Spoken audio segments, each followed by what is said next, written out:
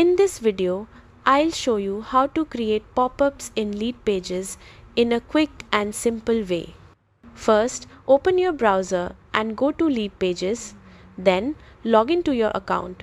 Once you're inside the dashboard, look at the main menu and click on Add-ons. From the drop-down, select Pop-ups. This is where all your pop-up campaigns are managed. Next, click Create New Pop-up. You'll be asked to give your pop-up a name, which helps keep things organized if you're running multiple campaigns. After that, the pop-up builder will open.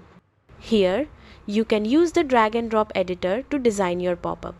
Add text, images, or a form and customize everything to match your brand and goal, whether that's collecting emails or promoting an offer. Once the design is ready, open Settings and go to Timing. Turn on the timing toggle and choose how many seconds the pop-up should wait before appearing on your page. Setting the right timing helps avoid being too intrusive while still grabbing attention. When everything looks good, click Publish. That's it. Your pop-up is now live on your Leadpages site and ready to engage visitors.